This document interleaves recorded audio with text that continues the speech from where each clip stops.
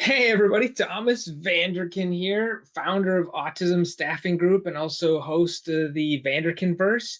Super excited. I've got Greg Austin here with me, founder president of Inclusive Fitness. Hi, Greg. Hey, Thomas, how are you? Yeah, I'm doing great. I'm really looking forward to this. We had a bit of a prep call a few weeks ago. Mhm. Very inspired by what you're doing. Able to work a few weeks ago with Eric from who works closely with you and learn Right. more about kind of what he's doing here in North Carolina. But really excited to get this content out on LinkedIn and YouTube.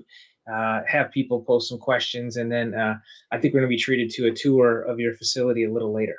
That's right. That's the plan. Awesome. Yeah. So let's just get it started. If you could tell us a little bit about yourself and Inclusive Fitness. Of course. Well, first of all, I want to thank you for having me on, and I look forward to showing you the place and just chatting a little bit. Thank you. Yeah. So, Greg Austin, I am the founder and president of Inclusive Fitness. We are I hesitate to use the word a special needs gym, but that tends to be the phrase that kind of helps people understand what we do. But we are a space and a program with highly trained coaches that is designed specifically to offer strength and conditioning programming for neurodivergent people, like my son Lucas, who is 17 and is autistic. So we work with people obviously who are autistic, have Down syndrome, Kabuki syndrome, CP, acquired brain injury, many conditions. Um, and from people who are 12 and up, our oldest athlete is, I think, 62 or 63. He has CP. And our youngest is 12. We kind of range more, I would say our average age is probably in the late teens and mid to late 20s. And I'll talk more about that in a moment and why that's such an important demographic for us. Um, and we are here based in the Boston area, just outside of Boston, right next to a little town called Dedham.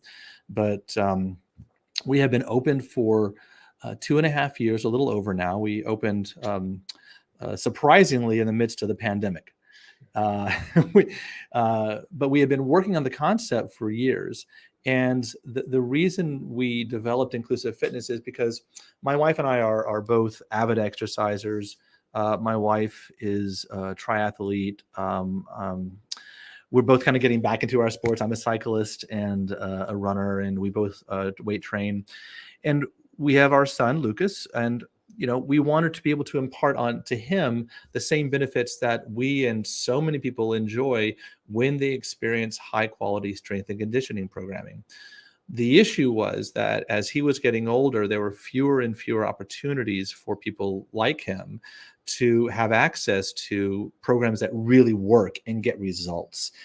There are lots of sports activities, which are, by the way, wonderful. He's engaged in Special Olympic swimming and he's done adaptive soccer. They're an absolutely important part of his life. He does therapeutic horseback riding as well. But there was very little, if frankly, no opportunity for him to engage in really a challenging skill building, strength conditioning programming. And as we get older, we find more and more that people like Lucas and all of the athletes we train are getting more and more sedentary. They have fewer opportunities. And especially when they hit that cliff in Massachusetts at 22, very few programs are available. And access becomes vanishingly small. So if I could just stop there and summarize for a second. So I guess going as I was wondering, is it autism and inclusive fitness? Is it more because there's not a space for people who are neurodivergent in the normal programs, or is it more that there's a bigger problem in the neurodivergent kind of autism space that it takes a special, more attention Yeah. than the rest of society? The answer is yes to Okay. both. um, there is a larger problem. I was just speaking to somebody about this very recently who has been in the space for a long time. There is obviously an explosion of neurodivergence that we've seen in our own lifetime. that has shown not only an increase in diagnoses, but in its actual prevalence and variety. And that the population that is neurodivergent is aging. And there, when you think about it, when somebody is, let's say parents have somebody born into their lives who is neurodivergent, we focus first and foremost on the fundamentals, right? We get into the IEP meetings where we're doing the therapies. We're thinking about special needs schools. We're thinking about what happens with respect to job opportunities and support and housing as they get older. These are primarily the most important things that we think about. But we often forget about the fact that we're all living in human bodies that need physical fitness. Yeah. And it isn't an easy thing necessarily to do for a lot of our guys, but it's imminently possible. And yet it sort of becomes this thing that's put on the back burner because of all these other very legitimate concerns. And so you have this growing population and an aging population, and more being added to it. And at the same time, it's put on the back burner. Then you also have the fact that there are very few really good, high quality opportunities and access points for the kind of training that we do, where somebody is not just checking the fitness box and kind of getting on the treadmill and walking.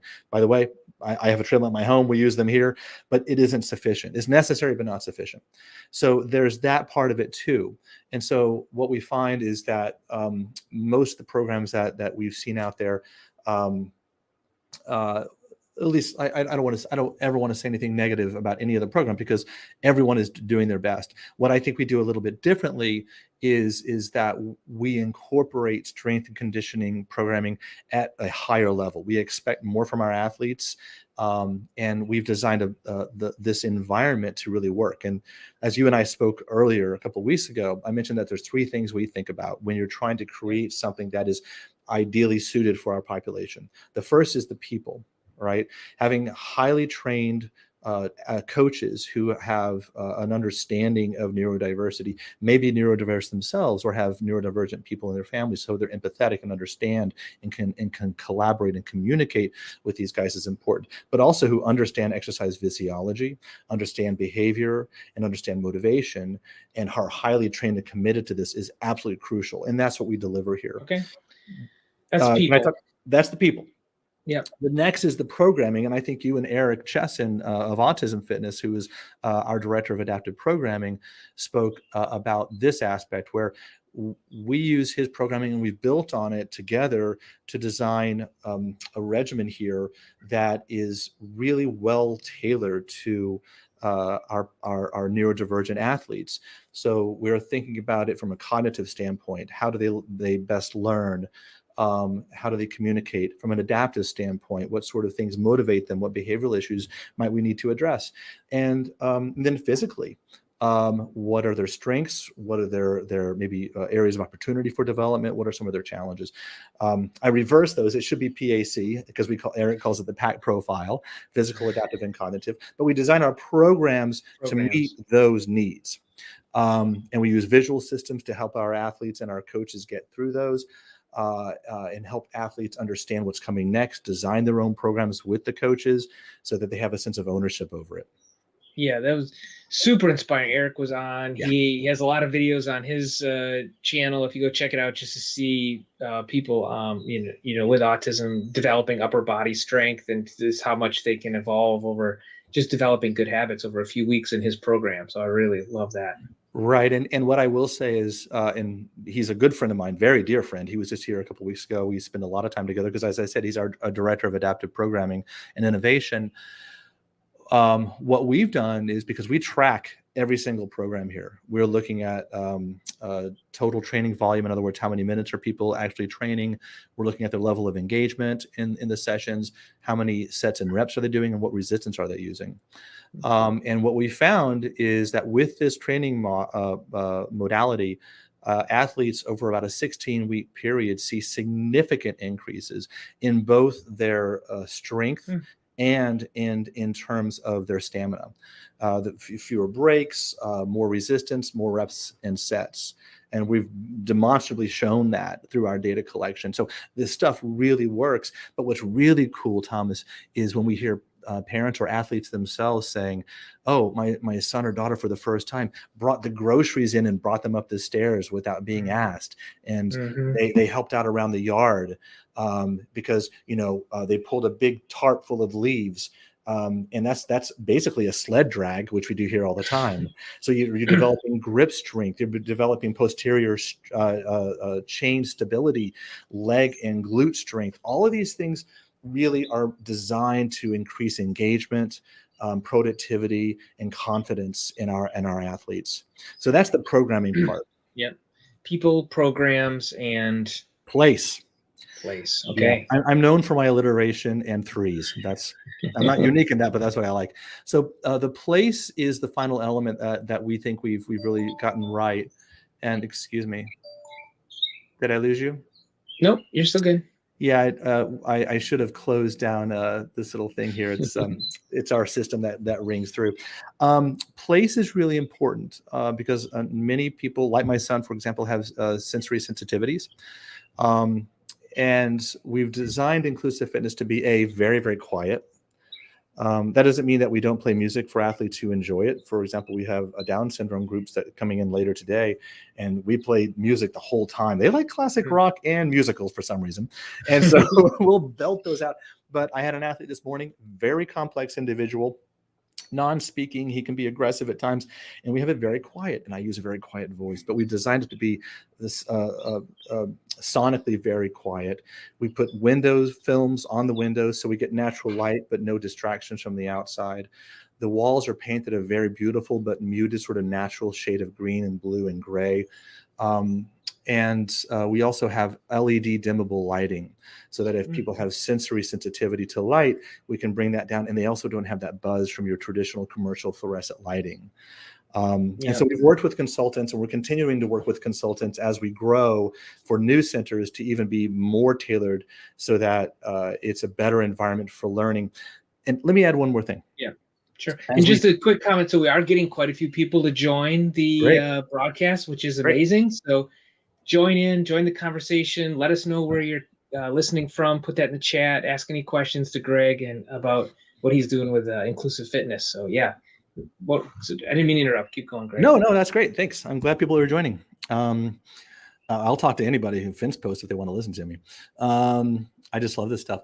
So the last thing I'll say about play. So we talked about how it's sensory friendly for our athletes, and we use specific signage and things that are designed to help guide athletes through the session, and coaches as well.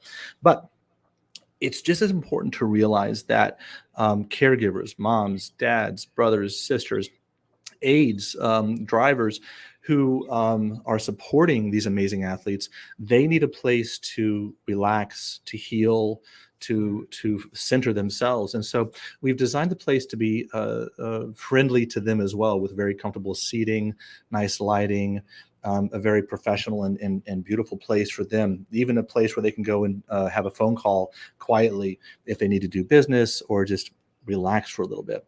So there's two elements to the place here that we're really starting to focus on, to the athletes, but also the caregivers, who often don't have an environment where they are cared for and treated with all the love and respect that they deserve for the work that they put into supporting our amazing guys.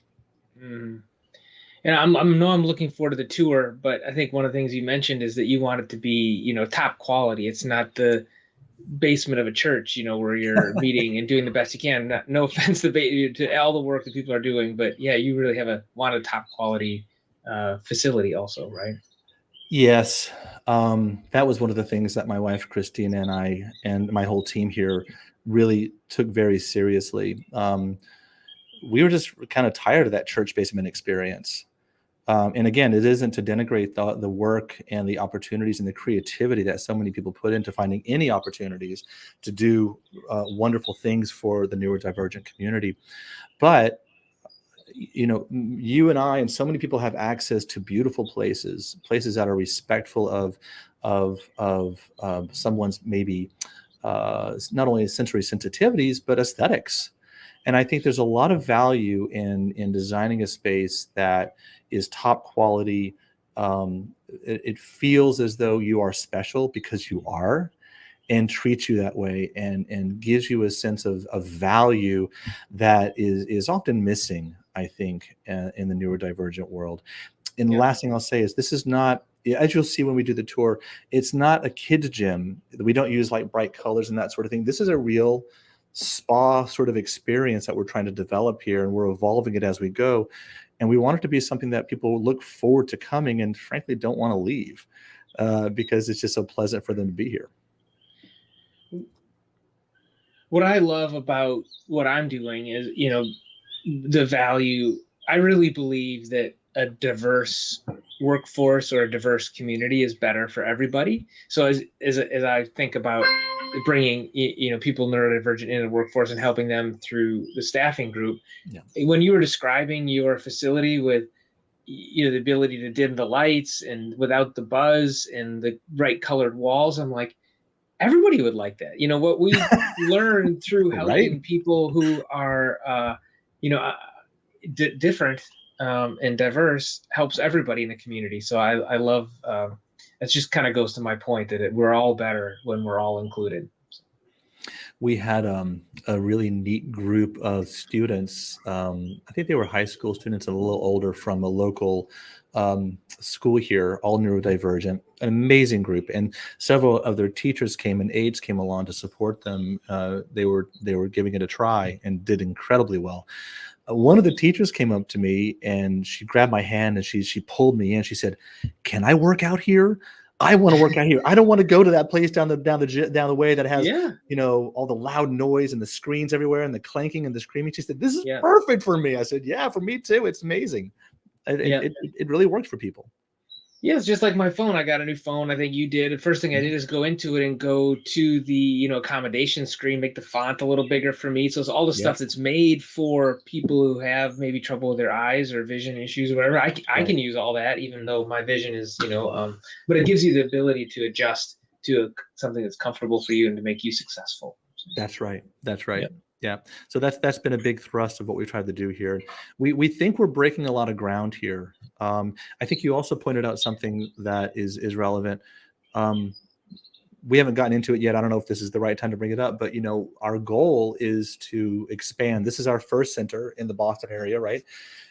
We're raising our next round to open up centers 2 and 3 in the Boston area to pilot how we expand, how we grow, how we make this business work. And I should point out that we are a business. We are not a 501c3 or a nonprofit. We are a for-profit business. But there's a couple of important reasons why that is the case, because I get that question all the time. I think that was one of the questions you asked me. The reason we're a for-profit is because this is not enough. This one center is not enough. We want to, in the end run, be in every major metropolitan city in the country with at least one inclusive fitness center, if not several, because we want to bring health and fitness of this quality with this kind of experience and the kind of results we yield to as many people as we can. And it's difficult to do that if you're a nonprofit. It isn't impossible, but it's very hard. We want to be self-sustaining, and we want to be able to scale and scale quickly because the need is enormous. If you just look at the statistics alone, we are estimating between 30 and 40 million Americans who are neurodivergent. There are only about 4 or 5 gyms like ours, and we don't think anybody really like ours in the country. Yet there's thousands of gyms for you and me who are neurotypical. The disparity is enormous. But there's another part to this that's really important, which leads back to what you do, Thomas, which is we want to grow so that we can also create job opportunities, skill development opportunities, and wealth generation opportunities for families and people who are neurodivergent around the country. Because many of us are looking for ways to create that legacy for our children. That's one of the reasons that Christina, my wife, and I started Inclusive Fitness. We want to have a community for Lucas, but we also want to have a legacy in a place where he can work, be embraced, and taken care of long after we're gone. And so we want to create those opportunities for families around the country. We just got to prove that we can do it here first. I think there's a lot of people watching who are probably jealous of the Boston area and have either themselves or they would like to send a loved one of theirs to your place. Is there Is it just hold on, give you a couple more years to work out the model, or what should they do? Can they reach out to you and say, "Hey, Greg, when you coming to Phoenix?" Or what should anything we can do to speed up your process? Sure. There's a couple of things. First of all, we do virtual training for those athletes who uh, uh, work well in that environment. We use Zoom. We have a room Okay. set up specifically for that, so it doesn't have to be wait forever. But it doesn't work for everybody, and a lot of people are zoomed out. I get that, but we do that, and we have special visual systems and videos and timers that we use, and we also are developing training programs even for parents and caregivers to help facilitate on the other side of the screen. Because it may be difficult for, unless somebody's a self-advocate, for a neurodivergent person to do it completely by themselves, at least initially. So there's that. Yeah. The other side of the equation is that we are going to grow. And when people reach out to us and say, hey, when are you coming to Phoenix, like you said, or Albuquerque or Seattle or Chicago, that helps us build the case that this is something that needs to grow. Yeah. And it also Okay. helps us know where we should grow. And as we're approaching our next round of funding, which will hopefully happen a little bit later this year, we're going to take this information, all of these quotes, which we get on Facebook and through email and other means, we take these and we present this to potential investors to showcase the fact that there is a massive need. There is a demand for this out there. People are longing for this. And I got an email, a phone call this morning from somebody who said, I've been looking for this forever. I just didn't know you existed. And we need more of these things. I've had people from Amsterdam call and say, what are you doing? Can we learn how you're doing this? And so the point is that if you call us, if you let us know, if you email us, it will help us build the case. If you want to do virtual, we can explore that possibility, but we do need time to refine the model and scale over time. Yeah. And just in the spirit of we're all in this, we had Michelle on this show from AANE. If you go and Google that, but she was amazing, and she has a ton of programs too for support and those things. So there's so many people doing good work, but you are a bit unique, I feel like, in offering inclusive fitness to people, neurodiverse people. So I really appreciate what you're doing. I think we're all getting excited for a tour of your facility. Anything you want to say before you jump up and walk around and give us a tour? Sure. I don't know who's here. I know we have some athletes working. I'm always very sensitive to whether or not they're comfortable being videotaped or recorded. So I will probably keep my distance, and then when it's appropriate, ask if it's okay. And we may go up a little bit closer and say howdy, or may stay distant. What I'll do is I'll show you the main floor. I'll walk you through our area where we do warm-ups and power and strength. I'll show you one of our visual aid boards very quickly, so you get a sense for how we structure our programs. And then I'll show you the back area where families and athletes have an opportunity to chill out or do work or do other kinds of things. Okay. Other than that, I think I have 4 or 5 coaches on the floor right now, so you'll probably see them working as well. I think that's really it. Great. Well, let's switch to your mobile camera, and we'll start the tour. Got it.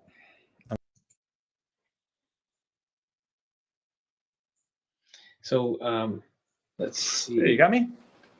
I got you. You look great. Wow, camera looks good. Work, man. Yeah. I'll. Okay. So you were talking about eyes a minute ago, Thomas. I'm like, I can't see anything.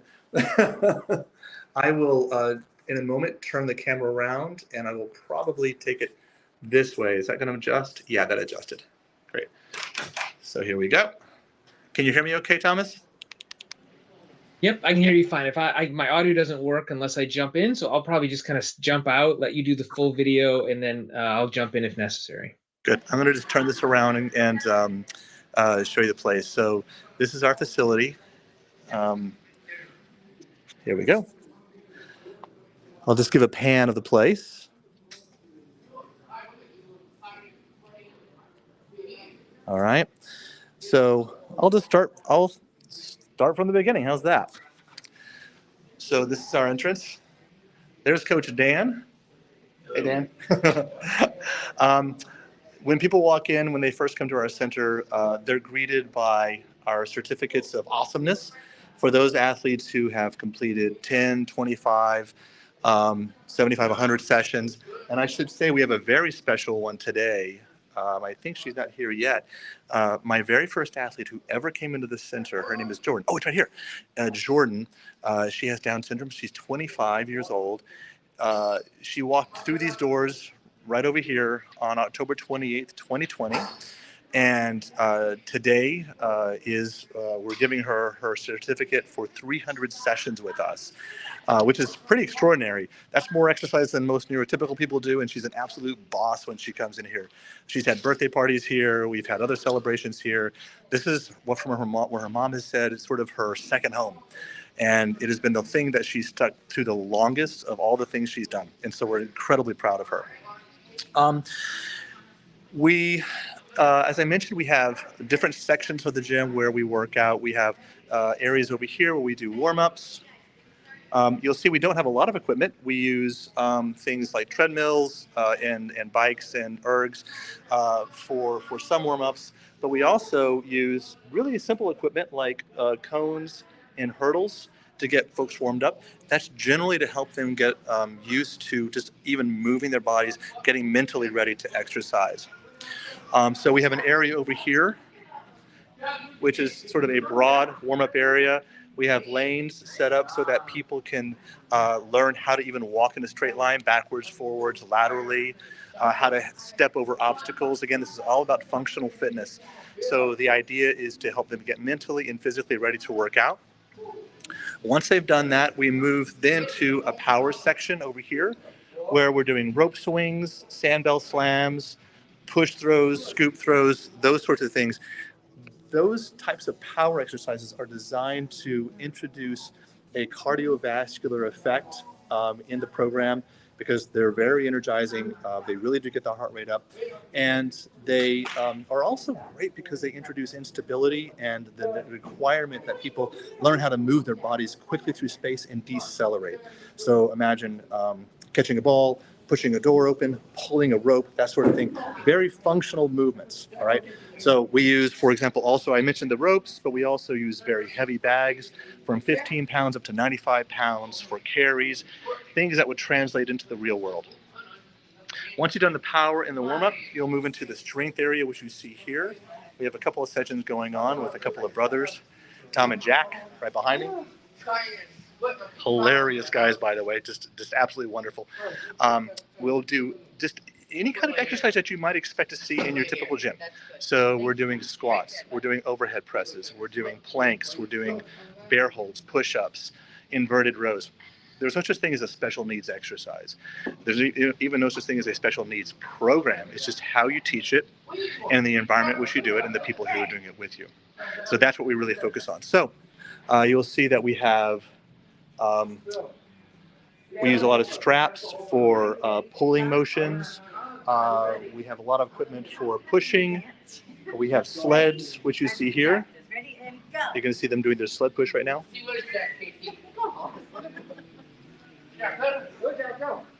And I should say that each of them are pushing an 85-pound sled with 90 pounds on top of it. They started out, I believe, with about 5 pounds on it. So pretty impressive. And oh, here they go. They're doing the sled drag. Look like they're doing great. Very encouraging. Good job, guys. Yeah. These, by the way, they have Fragile X. So a lot of similarities to autism in terms of their profiles. As I mentioned, we have more fun. We just have an absolute blast. It's happy hour when these guys come here. We use kettlebells.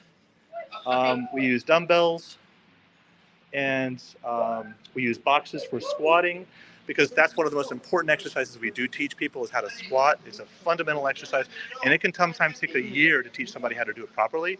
But once they've got it, it is a skill they'll have for the rest of their lives, because you're standing up, sitting down so much of the time in everyday living, and yet people do it wrong all the time, and they get lots of problems with their back. So we try to avoid that by teaching them how to do that here. There's a quote on this wall over here that says "strong for a purpose." You can see it there. That's what this is all about. We're not doing this for hypertrophy. hypertrophy, which is getting big muscles. We're not doing it necessarily to run marathons or to be power lifters, although our guys can certainly do that. Many of them can.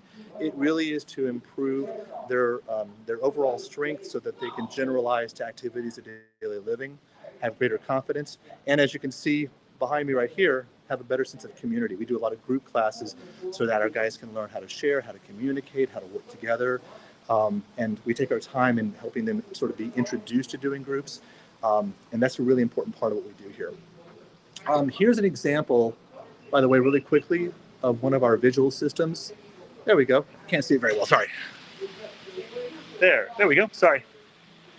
All right, so we use a visual system that has warm-up, power, and strength. The visual system is designed to help the athlete understand what it is that we're going to be doing, but it also is an opportunity for them to help design their program with their coach before they start. The idea being that if we can offer them options, choice, and control before, during, and after their session so that they feel a sense of ownership, it will become something that they own over time, and it becomes their program, not ours, because it really is. And so the visual system helps them get that sense of understanding of what's happening next and an ability to control it. So that's the main part of the floor. Did you have a question, Thomas? No, it looks great. This is my first time seeing the tour and seeing. I think it was Tom and Jack that Yes. working out. It was super encouraging. So yeah, I think you said there's a waiting area for the loved ones too, or for family. Yep, right here. Oh, good. Oh yeah. We call it the living room, and it's just a nice area where moms, dads, caregivers, brothers, sisters can hang out, and we don't we pride ourselves in not having magazines from 1995. It's the little things like that. They have coffee, they have we can bring snacks out. It's just a nice little place to relax and really feel that they're as special as anybody else. And I will also point out that over here we have what we call our business center. So in here we have a work desk, workstation. We have another lounge chair so people can relax. People can come in here and just chill out. We have a window so they can actually see what's happening out there, but they can close the door and have quiet. We have high-speed internet access so that people can do work. And that sort of thing. Sorry, I keep getting interrupted. We're getting a lot of phone calls right now. We also, it's a good problem. Hopefully, to it's have, everybody. Right? Everybody watching the stream wants to get in on. Signing up. Everybody wants to sign up. Yeah. We also have right here. We have what we call our chill out room, and this is just a space where athletes can come and if they need a break from their coach and just an opportunity to re-regulate. This is an invitation place only. It's not like a safe room, anything like that. If they just want to come in and chill out for a little while, nothing for them. Yeah. Right. Again, anybody joining in that has a question for Greg, post it in the comments. I think we're getting a lot of viewers, so maybe they're just enjoying the content, I guess, but I'm just letting people know they can post a question. Yep. Either that or I'm just talking so much they don't care. Back here we have an area where people can store their iPads, their bags, their coats, that sort of thing. We have very nice lockers so that they have that gym experience. They can learn those skills of using a locker, locking their things away and making sure that they're taken care of. Back here we have changing rooms and individual showers right here. So, if somebody wants to work on those skills or they are going to their day program afterward, going out for dinner with friends, they can change here. We do have aides who will come in with their folks and help develop those skills. It's very important that, again, people have the full experience, right, as much as they want. We also have an ADA compliant shower in case somebody has ambulatory issues. There's one other room I wanted to show you. It's just this way. Hi, Cynthia. Oh, good morning. How are you? Good afternoon, I should say. Yes, good afternoon, right? Yeah. We have what we call our private space. That's because we do have some athletes who need less sensory input. As you saw the brothers out there, Tom and Jack, they can be vocal. We have athletes who, like my son, can sometimes make very loud vocalizations. and others who abscond. And so we have this private space here, which is basically a mini version of the gym out there. So we have our equipment here. We can bring equipment in as well. It's very quiet. And we can teach our athletes how to do what we're going to do out there, but in here in a quieter environment. We have the visual aid system here as well. We also have our D10 Zoom unit in case people do want to do Zoom. This is where we'll do that.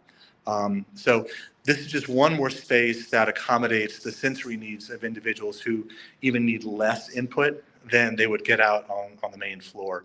Because there are times where we'll have maybe 6 or 7 sessions, maybe a few individuals and maybe a group happening simultaneously, and it can get kind of loud. So the idea, of course, is that we want to make it as comfortable for our athletes as possible. Well, I'm sure you have a lot of thoughts about things you want to improve for the next two fitness centers that are going to be opening, inclusive fitness centers. But it looks amazing. You really did a great job. Oh, you're very kind. Thank you. Yeah. We're actually, as we're approaching this next round of funding, that's very much on my mind, is what are we going to do to make this an even better environment where we even use the flooring, the ceiling, the walls to create a better experience to help our athletes feel guided through their workout.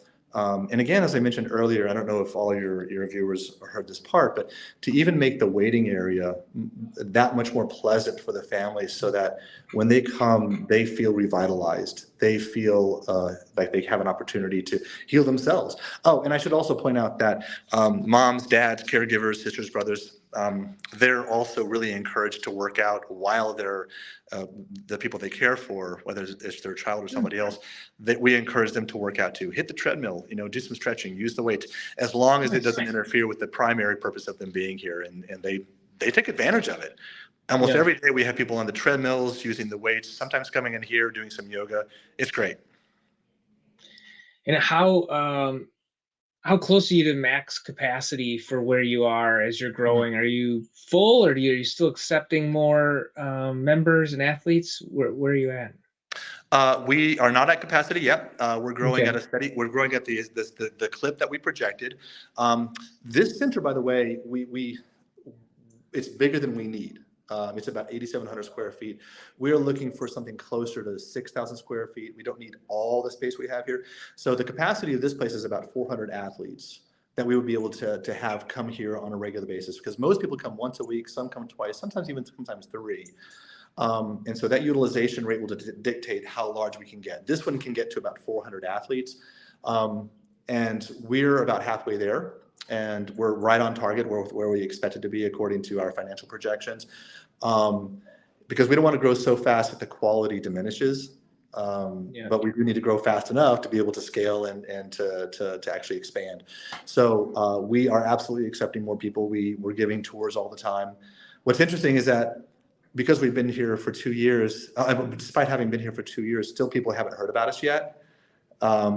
It's an interesting thing. It's a huge community. It's a small world, but we're highly fragmented.